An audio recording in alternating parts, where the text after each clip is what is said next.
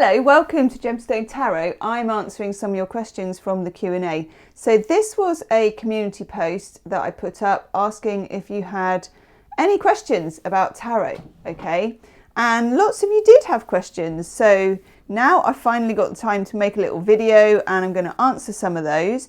I'm doing it in the usual fashion that I do things. I've just picked up my phone and I'm starting at the bottom. So we will see. Okay.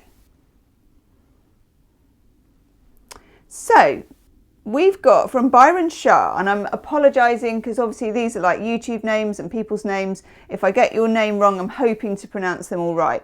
Would you like to or care to share how you see and receive reversals? I get loads and loads of questions about reversals. I think that reversals are something that you worry about more when you're beginning as a tarot reader. And I know that I certainly did. I was quite rigid about it. It's like, it's good if it's in the upright, it's bad if it's reversed, you know, that kind of feeling. I think what happens is as you continue your tarot reading journey, you broaden your horizons on what it means. You know, you use different decks, different shaped decks, like circular decks or big decks or small decks. And you broaden your horizons on what it means to have a reversal in a reading. So for me, and those of you that watch my daily readings will know, sometimes it's right on the hoof. You know, it's how the cards feel in my hands, whether I'm going to even do reversals or not. Sometimes I get the cards onto the table and I think, what does that feel like? Does it feel like the reversals are important, or does it feel like it's not that significant? Okay, so there's that. One part of it is your own intuition. And then the second thing is that reversals are part of a bigger whole of a reading. So let's say, I'm trying to think. If you have a reading where it's all reversals, then you know there is a holistic whole message for the whole reading. The individual meaning of that reversed card is probably not as important as the fact that you know this is something that if you're reading for another person, they're resisting something or they're stuck in some particular area of their life. So reversals as a whole, reversals as one card, kind of different. And again, the more you read tarot, the more readings you do, the more you get into it, the more this becomes a very subtle art. I think it's a bit similar to any kind of craft, such as jewelry making or, you know, being a farmer or whatever it is. There are little kind of idiosyncrasies, such as how you hold something, knowing that if you hold it like that, it will slip out of your hand or whatever, that nobody can actually tell you. It's your own journey through. So your own journey with tarot is going to develop your relationship with reversals. You may be someone who never wants to do reversals, or you only do it on certain packs, or you only do it on certain days. You know, that will be something that you will discover. And in that discovery, you will develop that relationship and that meaning to the reversal. Okay. Let's have another look. I love this question. Okay, Natalia asks, with I like the at the beginning. Are the cards always right? This is interesting. And I'll admit, I thought, shall I skip that? Because that's a really difficult one, isn't it? But I can't resist it, so I'm not going to. Okay. People ask me this a lot, I suppose, in general life. As you can imagine, I don't often talk about much what I do in sort of public life because you get really weird reactions. I don't know why that is, and I don't spend much time thinking about why that is. But if I do ever say to someone what I do, or they ask, or, you know, it's the bank or whatever it is, they very often say something along the lines of, are the cards always right? Or do you really believe in that? Which is a really kind of, I don't know, I suppose it's a really natural question to ask. And I have to say yes. Not because, you know, it's a real dodgy question, but because I do. And it's one of those questions that I don't know if I can give you the answer why, because it's just that I do believe it. I think there are far more ridiculous things to believe in life than that. If it's going down that route, you know, whereas I think some people, when they're asking me, you know, in the 3D world, and they're asking me, do you really believe in what you're doing? Do you believe in the cards? They're sort of saying, as opposed to what? I don't know, really. Provable science, or I don't know what they'd be holding up as the bastion of truth here. For me, yes. For me, it's, and you can only really speak for yourself when you're doing something. I believe in the cards myself, whether I'm reading for myself, which I don't really do much, or for other people, or publicly on YouTube, because I just do. I always have done. It seems really natural to me. I can't remember a time when I wasn't really doing it. It's, when you say, are they always right? God, that's a difficult question. I'm going to say yes. I think yes to that, actually. I do. Oh God, you know those times, and obviously I do read for myself from time to time. There's been those times where I've done readings for myself and I've really wanted a different, we've all done this, I've really wanted a different outcome from what I've got, but it's always right. I know, it is always right. So I'm going to go out on a limb here, and at some point I think I'm going to make some videos or do a course, and let me know in the comment section for people who want to become professional tarot readers, because there are a whole set of other things to think about for that. But what I think is the most important thing for becoming a professional tarot reader is that you believe in it, that you really believe in the cards. And also, you're going to be spending a lot of time doing it. And to me, I've got to do something I believe in. Otherwise, I just can't do it. I can't put the effort in. I'm not interested.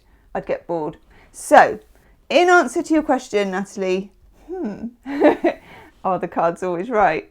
Yes. For me, they are. Okay? For me, they are. And you're only asking my opinion. Okay? Obviously, you need to make up your own mind. And again, everyone has their own journey on that. Okay. Bren asks, are pages always referred to as not yet matured energies? I've not heard them really referred to as this. So no, they're not always referred to. And not by me, because pages are tricky. I think when learning the tarot, and I say learning in the loosest sense, I found the court cards to be the most difficult to find meanings for. But again, as you go through I can't use the word journey so much, as you go through learning tarot, and by that I mean doing readings, using the cards practically, the pages come up as different things at different times. Sometimes, yes, they are like nascent energy, like Page of Cups.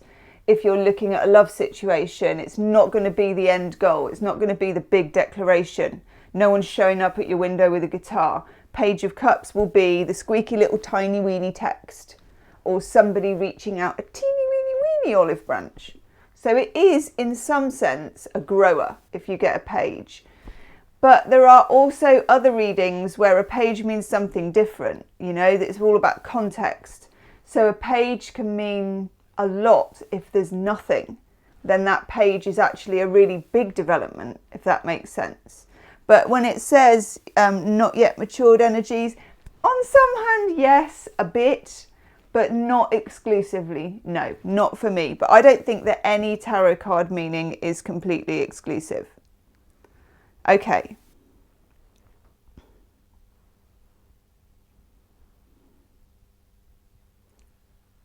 Yeah, I think I referred to this. This is AS's comment. Says, I have a problem.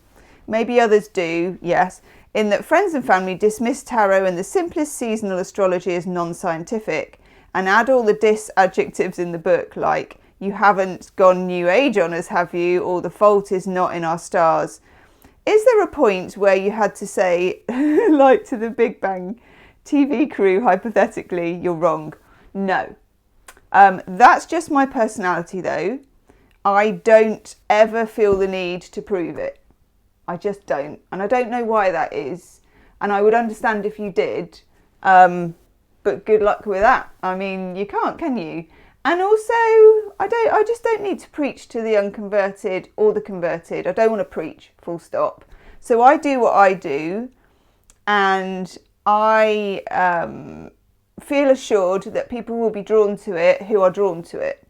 And if they're not drawn to it, I really don't want to pull them over the fence into it. And also, I understand that point of view. You know, it is a bit weird, I suppose. It does seem a bit weird. Actually, to me, it doesn't, but I can see how from the outside it might seem weird. So it's a valid point of view for them to say that. I just, you know, I might do my maths face. And I suggest that you develop this, especially if you're going to become a professional tarot reader, for your everyday life, when people do all the time say this to you, that you develop a very good sort of blank stare. You know, it's a bit like my maths face. It's just gonna, so I've got my hot water bottle here. It kind of goes something along the lines of, and that's it. So I don't countenance it with a, you know, no need to win that argument. There's no argument. So yes, that problem comes up all the time. No, I don't ever feel the need to say you're wrong. And they might not be, you know, it's just no. Okay, I can answer half this question for Sylvia. Why is the Rider Waite the reference point for decks?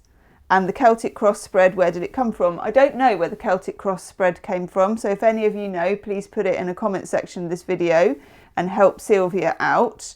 For me, the Rider Waite deck is the reference point for decks. It's my reference point, and if I were to tell somebody a deck to buy if they were a beginner, and indeed it was the first deck that I ever used, and that could be why, I would say to get a Rider Waite deck. There are various reasons for this.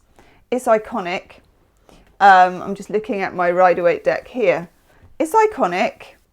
It's the symbols on it are going to be used on in some way, either acknowledged or ignored by every deck that came after it.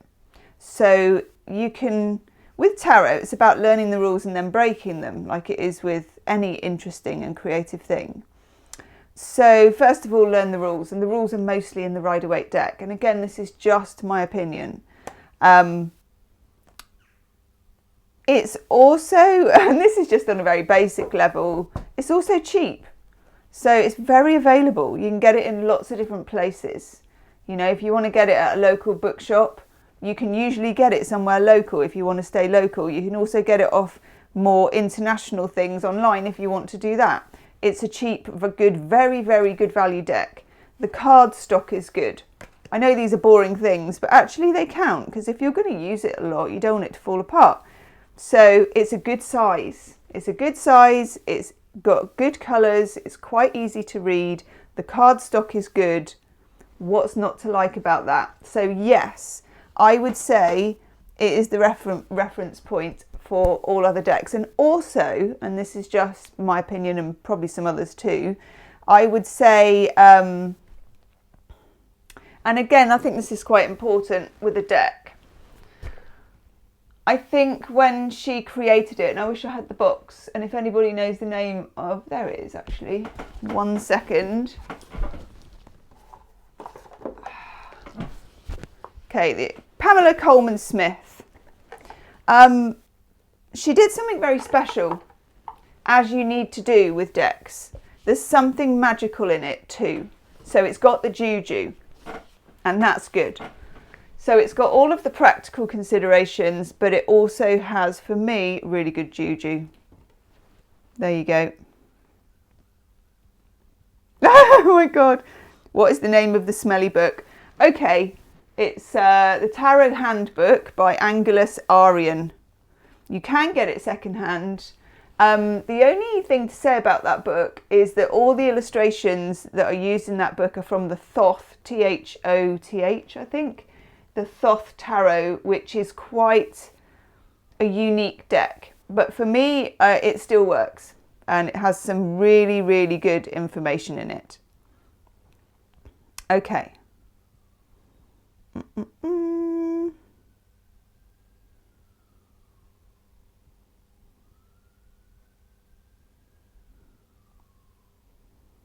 Sorry about this, I'm just having a look.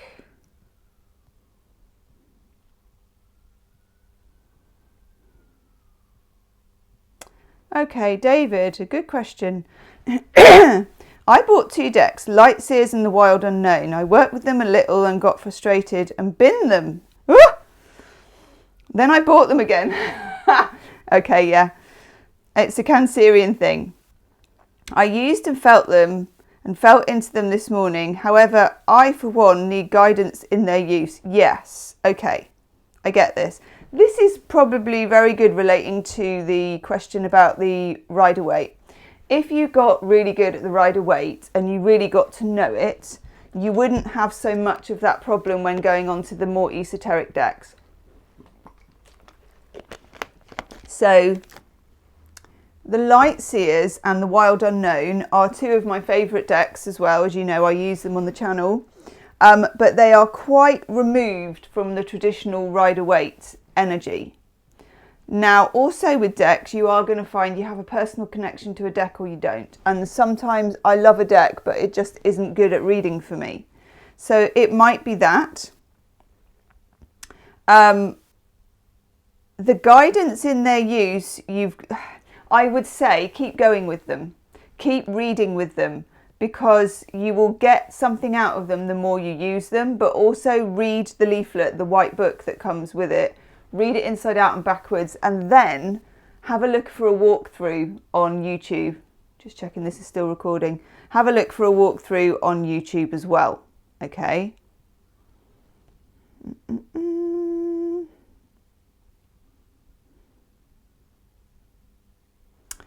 Okay, Super Kiki. What does it mean to have 2 queens or 2 kings in a reading? For me, it usually means there's a sense of competition. Now that can mean lots of different things, but it almost always for me means there's a sense of competition. It can also mean that there is a personality. For example, if it was a love reading and you got the Queen of Cups and the Queen of Wands showing up, you could say that that person shows up with different, one day they're a bit all over the place. One day they're showing up wild and excited, and the next day they're showing up introverted and distant. So sometimes it's the 2 halves of someone's personality with you, and sometimes it's a sense of competition. Okay?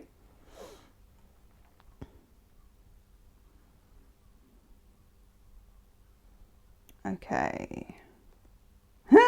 Okay, I like this. Right, I'm going to try and pronounce this. Agnieszka. I think I've done that right. Agnieszka. What is too much with tarot?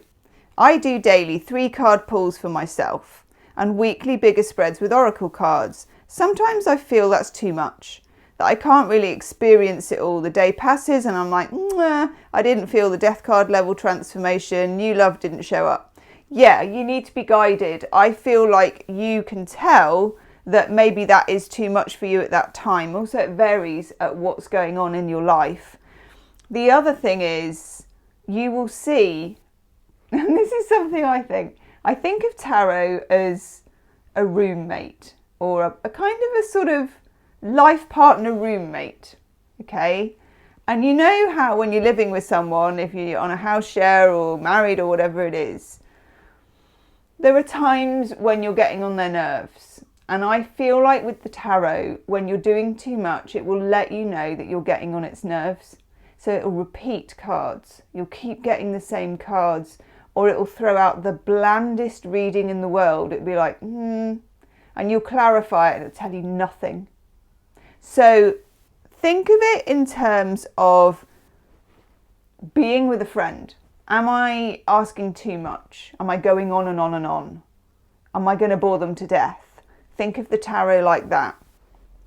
Think as well that you are giving to the tarot as much as it's giving to you. And if your energy is coming in flat and desperate, you tend not to get very accurate readings or very informative readings in that energy. That's what I would say. Okay.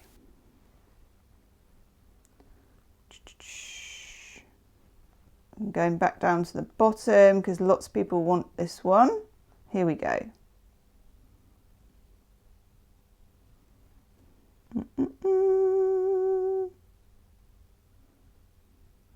Right, Scott. A lot of tarot readers online don't use signifier cards in their readings.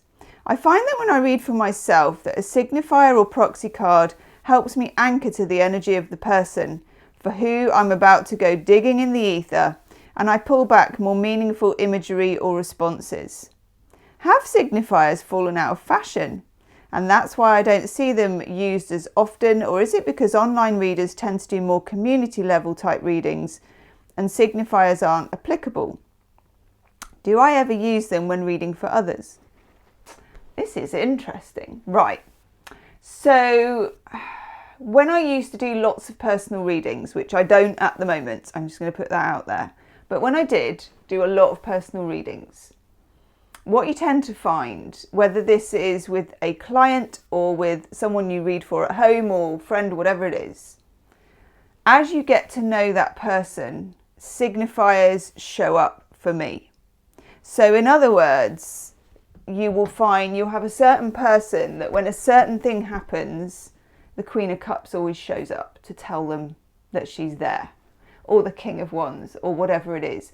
And you have a history with that person and you only need to say to them, and then this showed up. And they go, okay. So you know, that's for me how I see a signifier. I don't necessarily want personally an anchor in a reading, because for me readings evolve. But now and again I will. Now and again I do choose a signifier because it feels right. So sometimes I'll choose a major arcana only deck, and I've done it sometimes in the daily readings, and I'll start with one card like Judgment or something like that, and the whole reading will link back to it. So I do it sometimes, but I don't feel the need to do it all the time as my readings have become more fluid. But I think in private readings, it does become a bit more useful. And like I said, as you get to know the person, and you will get to know the pattern of, you know, their cards that come up depending on what's going on in their life, there will be signifiers that come in and out of the readings. That started showing up again. You need to attend to this. So I think in personal readings, it's more significant, like you say, actually, yes, than it is in more community-based readings. But also for me, sometimes I feel like when I'm reading for you, all of you, that I'm doing a personal reading. So I don't think, oh, this is a community reading. It doesn't work that way for me, because I tend to think it can be as private and as public at the same time as it likes. That's a whole other question. Okay. Jess, how do you know when to stop shuffling and pull the cards? I overthink. Yeah, again, it's like sensing in a conversation with a friend. How do I know when it's time for them to speak? You can feel it. You can feel the kind of like you're over speaking, or you're overdoing it, or, you know, the time has come to shut up. And that's what it feels like. For me, it's in the back of my teeth. So it's like, Urgh. And the more you read and the more tarot readings you do, I think the easier that gets to recognise, because there is no law to it, obviously. Some days you shuffle more than others. Some days they need a really good shuffle of cards. You need to really like throw out that energy and do what I call a messy shuffle, and, you know, put them all over the table like this. Other days, for me as well, this is another thing. This is the only kind of little rule. If I'm rifle shuffling, which I'm really bad at, and I want to put the cards back together, so let's see if I can do it now. Yeah, so if you gone like this, like that, and then you push them together, sometimes they won't go back together. They stay like two blocks and they don't want to go in. And for me, I'm like, right, they're ready. So that's my only little practical tip to that. But yeah, overthinking. Do you know what? You can still overthink and do a good tarot reading as well. Don't worry about it. It will even itself out. It will. Okay, this one we've already answered, but I want to say hello to Kristen because you comment such a lot on my channel. She's asking about reversals. Some people read them, some people don't. She doesn't, okay.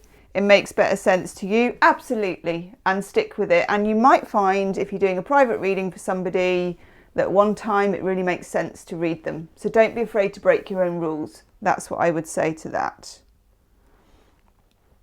Stonehenge asking about, can I do an outdoor reading in the garden? I would love to do that, but I'm not sure I can, because I think loads of other people are going to hear me outside and I'll feel really self-conscious. So it's unlikely, but I'm not ruling it out in terms of going somewhere else to do it. Okay.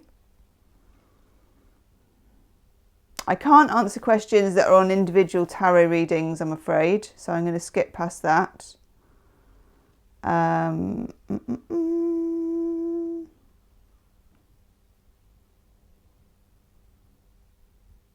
So, non-space, non-art productions.